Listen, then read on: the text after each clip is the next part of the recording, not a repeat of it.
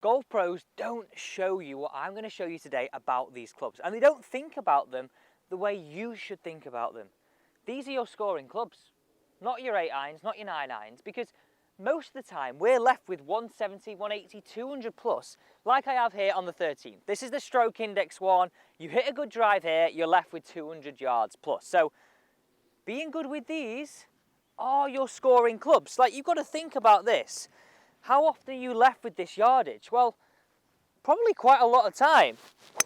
And I want to show you how you can start hitting them just like that, whether it's your fairway wood, whether it's your hybrid. Now, I know people are thinking about these the wrong way. We're thinking about our fairway woods the same as if we had driver in our hand, in the sense of we're trying to get it in the air.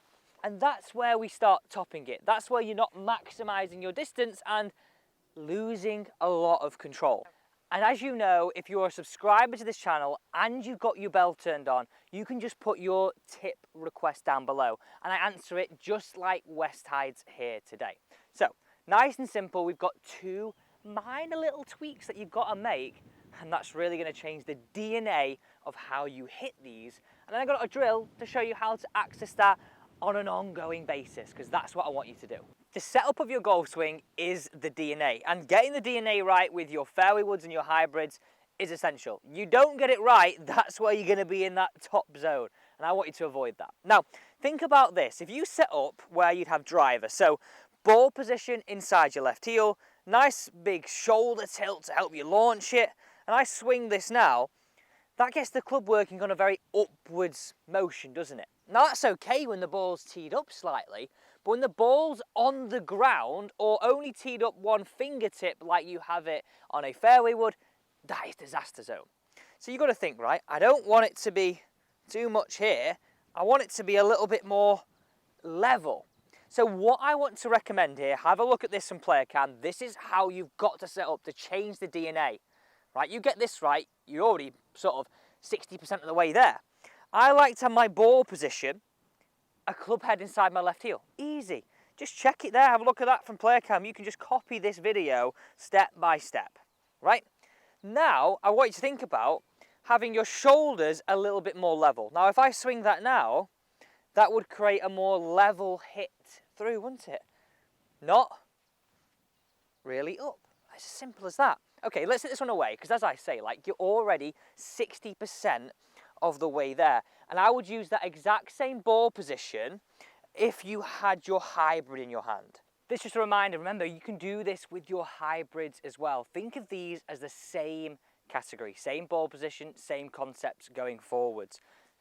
Now, this is where it's going to be new information for you, because as we saw in Westfield's comment, he said he gets a little bit this way. Now, as we've established, we don't want our circle to work too much on the up. So as I said before, we're 60% of the way there, but to get the extra 40% of the way there with getting your hybrids and your fairway woods right, is understanding how we control this semicircle. So we think about a semicircle from hip height on the way down to hip height on the way through. If we get it good here, but then pull in here, we're sort of bringing our semicircle up far too early. We've got to think about it being low and round us for as long as possible. Now, this is a little bit of a genius little feeling that I have. Imagine there's a piece of string from the center of your sternum all the way into your hands, just here, right?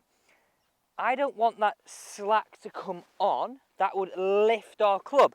That would lift our contact area. I want you to imagine that our semicircle, our piece of string, stays constant through, okay?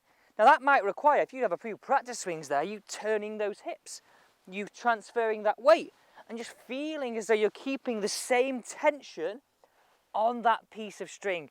That one swing thought, I know will make up that 40%, because when I tell that golfers, and whether that's with the hybrid or with their fairway wood, the strike goes to a different level. Right, it's another way. Then I've got the drill that gets you to access this and really helps it become a long-lasting, good motion for you. Got my setup, got my ball position, feel that semicircle concept, watch this flight. That's the best of the bunch. I told you that will make the difference. Okay, here's your drill. This is the drill to help you access it. So nice and simple, how you set it up, you need 2 T-pegs in the ground. We've got our golf ball right behind the front T-peg, which is right down into that ground. We've then placed a T-peg 2 club heads back. Now, the idea is really simple. We want to avoid the back T-peg and brush the forwards one. That helps us get that, not that. If we start attacking and catching the back one, we know we're working up too quick. It's as easy as that. Have your setup, use your string concept, use this drill as a simple reminder, and oh my. You might even take a little divot like Sergio Garcia just there. Guys, thank you so much for watching today's video. Don't forget to subscribe to the channel and turn the bell. I would love to help you play your best golf this summer.